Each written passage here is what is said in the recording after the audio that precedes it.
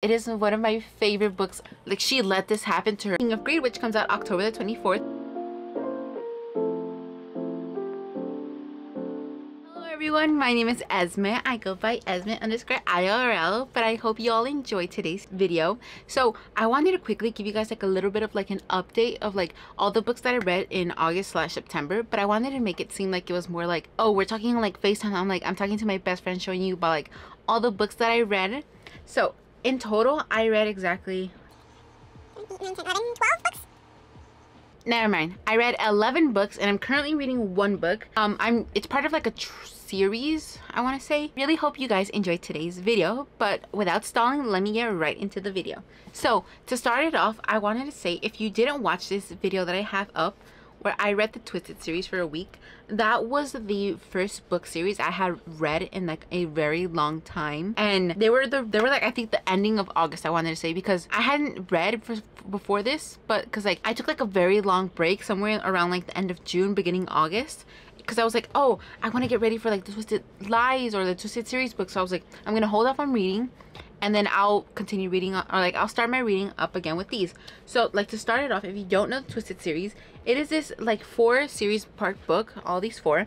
It is by, they are all written by author Ana Huang, who is one of my favorite authors. I have bought her King of Wrath, like her all of her King of series books, including 𝖘𝖔𝖈𝖎𝖑𝖘, which comes out October the 24th, which if you don't know, it's my birthday. So I bought it as like a, hey, happy birthday to you, I hope you enjoy this. So yeah, the first book that I read was Twisted Love, which I love. Not my favorite out of the whole series, but I do love it. Alex and Ava's love story made me so freaking jealous. I was like, you made brother's best friend actually happen. Granted, I don't want to date any of my brother's best friends, but I'm just like, I don't know about that one. But I do like that they have like some type of connection. What I will say is like, it's not my favorite just because, I don't know, I feel like he's just... Actually, let me not say that, it's a spoiler alert, but I just want to say it's not one of my favorites out of the whole series. And then the second book that I read was Twisted Games, which is Bridget, who is Ava's best friend. I remember, trust me, it was not that long ago that I finished reading it, but it is Ava's best friend who has to go back to Princess von Ashburn, a princess with a stubborn streak that matches her own. And then when her brother abdicates the throne, because she originally isn't the one that's in charge to be in the throne, but her brother is, then her brother decides to abdicate to marry this commoner in their standards. And since in their like whole country, they're not allowed to marry someone who is not of royal descent, and or a duke or duchess. Basically, like anyone who is not royalty, they are not allowed to marry. So when the brother abdicates, which is on the back of the summary, she has to basically like step up. I will say this is my favorite book out of all of them. I love Stella and Christian, Josh and Jules, but Rise and Bridget have my favorite. They're the ones who I tap the most. I don't know if you can tell, but I tabbed this book so many times. I loved it so much. Like, if out of every one of these books, because like you could read them as standalones, but it does help to like read every one at a time. But if you could only read one of the books out of this whole series, Twisted Games, I would recommend to you. And then the next book that I read was called Twisted Hate, which also is one of my favorites. I had to, in my video, I really had to stop for a little bit and be like, okay, making like a pros and cons. Which book has more pros for you and which one has more cons? And these two were exactly equal. I think the only thing that made me choose Twisted Games more than Twisted Hate is just like, oh, like I really love enemies to lovers, and so like this is why these two books are like my 4.5s. I don't know if I said that in my video, but these two are my 4.5s. Like if I had to choose one of them though, I would choose Twisted Games, but I would totally recommend Twisted Hate. And then the last book in the series is called Twisted Lies, which is about Stella, also friends with Ava, and Christian, who is basically like the owner of her apartment where she currently lives. And Stella is a social media influencer who is, I think, trying to work for some type of brand. I can't remember what it's exactly called, but this book is mostly like fake dating trope, and then they fall in love in the end, which I also really love. But enemies to lovers, I don't know why. I think it's like the fact that it's just like, oh, you can't have them, like they're mine, you can't have them at all. But one of the quotes in here is, if my thoughts were chaos, she was my anchor. They always went back to her, which I really love. There was like a few instances, like I didn't really tab this one as much because I don't know, like I don't want to say bored, but like there was a few times where it's like, okay, I have to like keep pushing through because I have to like basically film this video. I'm like, I only have so much to do. But then I did like this book. It just took me a little bit longer to finish than the rest of them. This one and Twisted Love, those two took me the longest to read.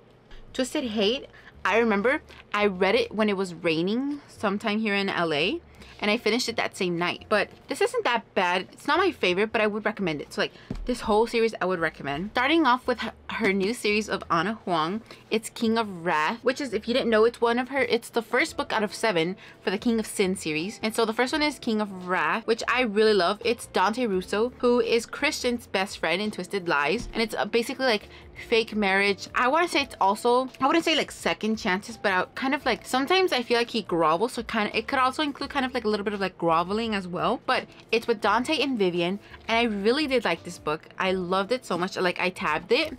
I would say though, I would give this one like a 4 out of 5, or like a 4.5 out of 5, just because I wouldn't give it like a total 5, because from my books, I will show you which finally found a book that is 5 stars. And this, I read this book before that one, but even then this one, for some reason, it didn't hit as a 5 star. But I would totally recommend you check out this series as well as the Twisted series, because I absolutely love them.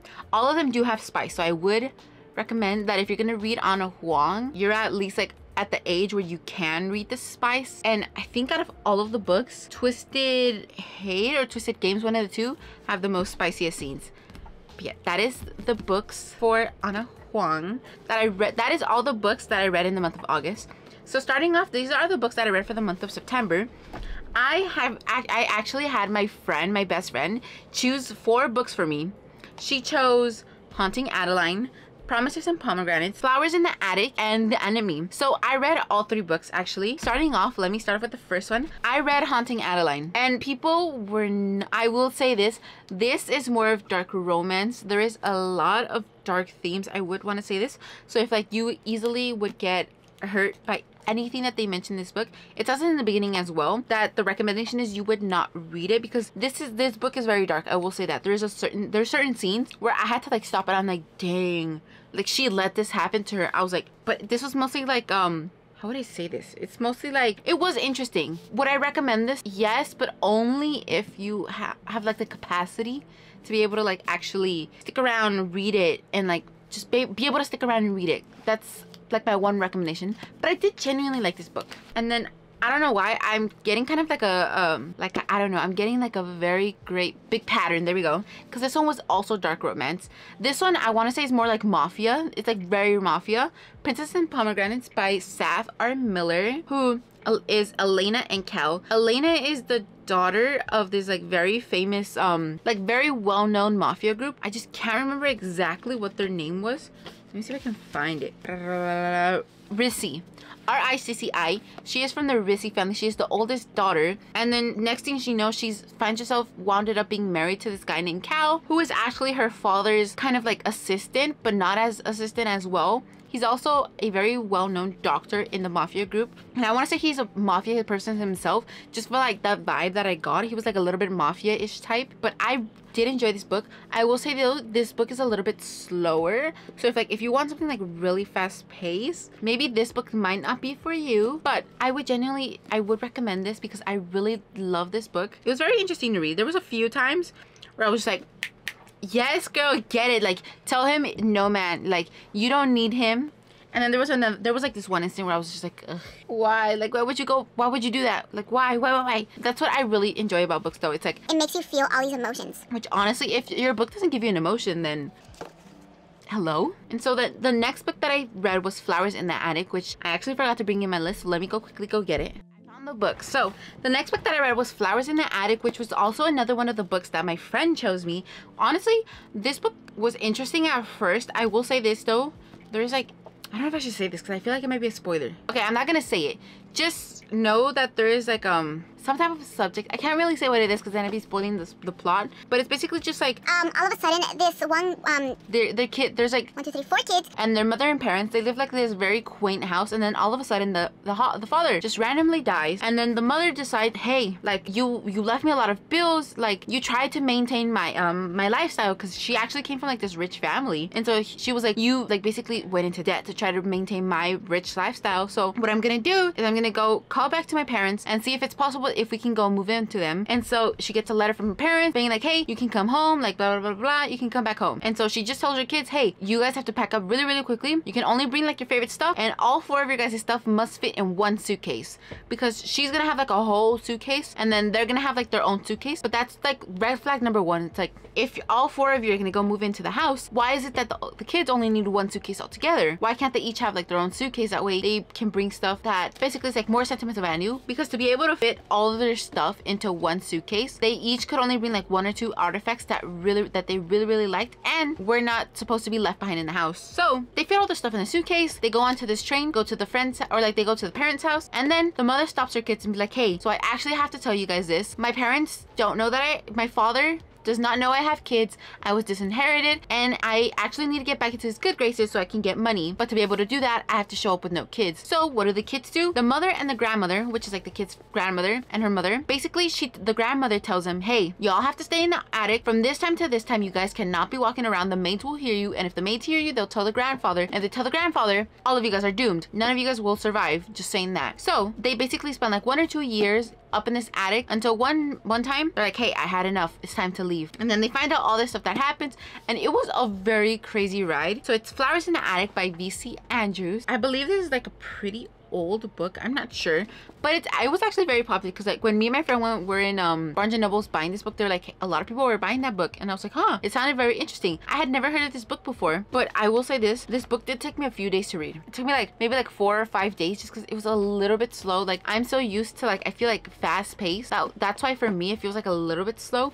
But this was interesting. I would say if you're like very into like what is it called, mystery, this gives like very mysterious vibes. I want to say this is like my first book that I've read out of all of these books. This is the first book I read that has no romance. Is it? Yeah, all of these books have no romance. This maybe like mentions like the parents' romance, but like actual romance that is happening like in all these other books where it's like the main character falls in love with the other main character. Yeah, this doesn't happen in this book. So this is the first book I've read that does not have no romance, and honestly I would give this like a 3.5 out of 5. It's not my favorite book, but it's not the worst book I've read. Like, I've read worse books. This is not one of them. So I would really recommend this.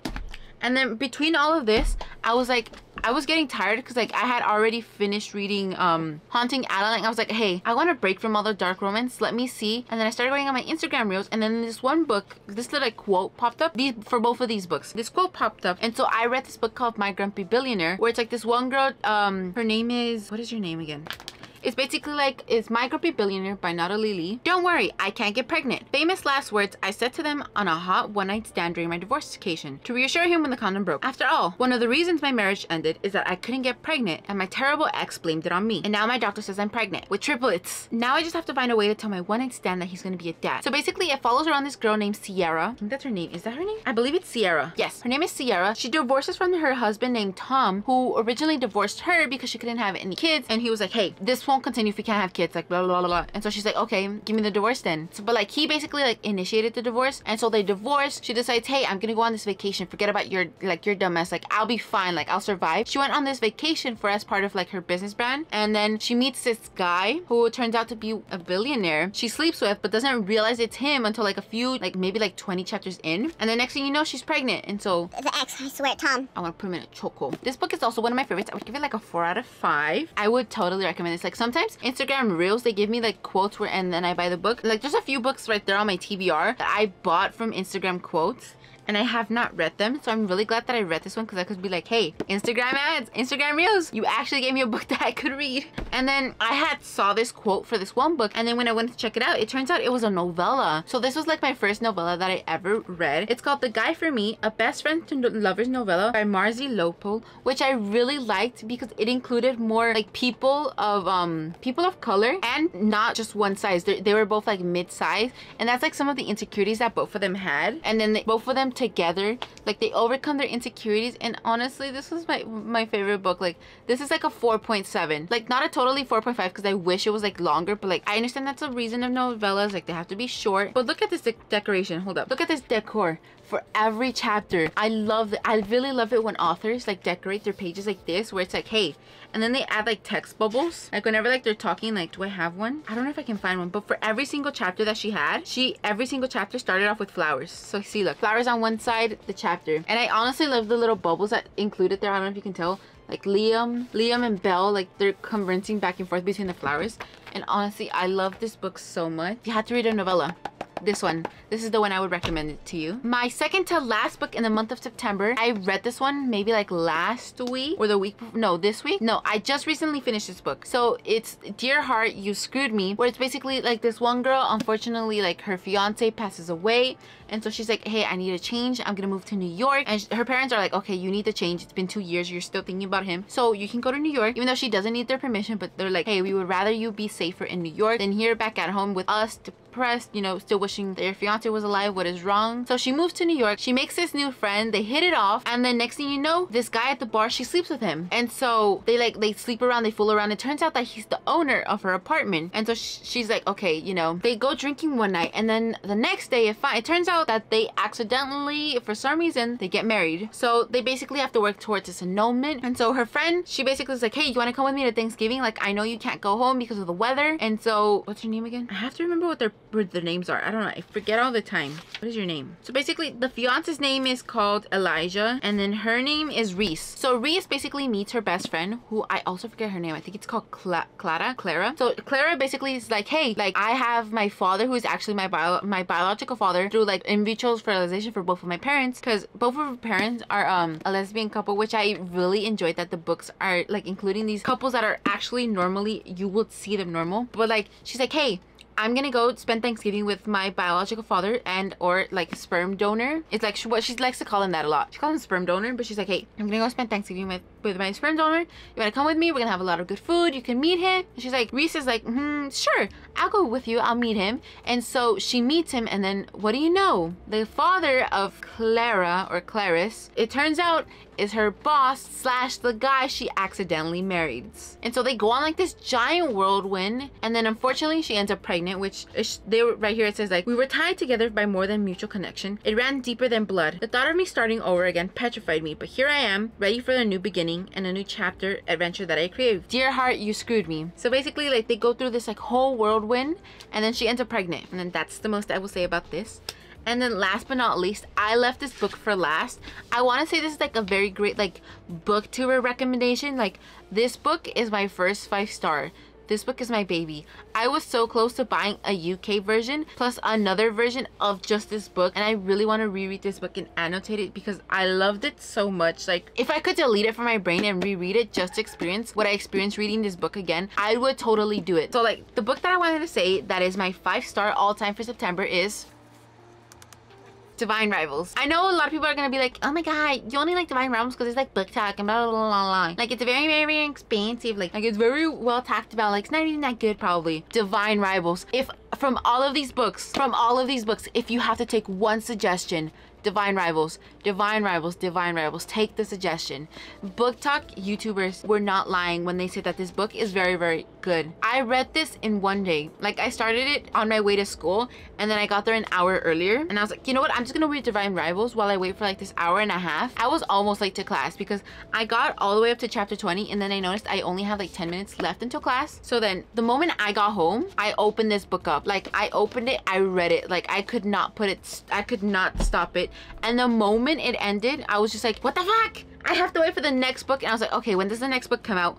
I was disappointed. I was like, I have to wait so long because the next book comes out December 26, 2023. And as of right now, it is October the 1st. So if you can tell, I have to wait 3 months for the book just to find out what happened. So it basically follows around this. It follows around two people. It follows around 18-year-old Iris Winslow, and it follows around Roman Kit, who is like her enemy at her work, where she basically works for like a printer or publishing company. So it's basically like when two young rival journalists find love through a magical connection, they must face the depths of hell. And this is the first book, I want to say, this is the first book I read that is fantasy. This is like fantasy with like a romance, I want to say. Like a touch of romance, because even though they don't have that many like scenes together, I love this book. Like, I couldn't even care less if there was romance. Like, I was so hooked to this book. I started looking at what more books are similar to these, and so I have like a few more books that I want to try out, but I'm so excited to get the sequel to Divine Rivals. Like, 5 out of 5. It is one of my favorite books of all times.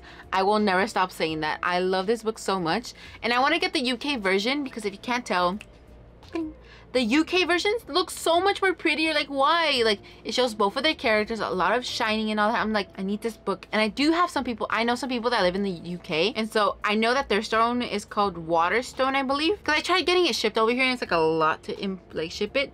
So like, I know a few people that are coming soon for vacation here, and I was like, hey, if I send you the money, will you buy me the book? And I'm still waiting back for a response, but I'm hoping I can get the UK version of this book because I love it so much.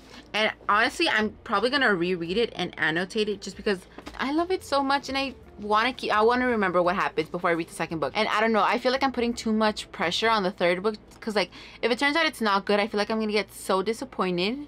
But that is up for my wrap up of August/September. I had a lot of like 4-star books, and my first ever fantasy / 5-star book, if you catch my drift. But yeah, I hope you all enjoyed today's video, and I will see you again in the next one. Like and subscribe if you like this, and leave me any recommendation for any books that you would want to read for the month of October. Like, I know October is spooky season. For me, it's like a combination of spooky / birthday month. So let me know what is a book you're very, very excited to read, or what is a book that you're waiting for to, you know, be premiered. Like, if you're waiting for any. But yeah, let me know, and I'll see you again in the next one. You'll find the beauty goes much deeper once you get to meet her.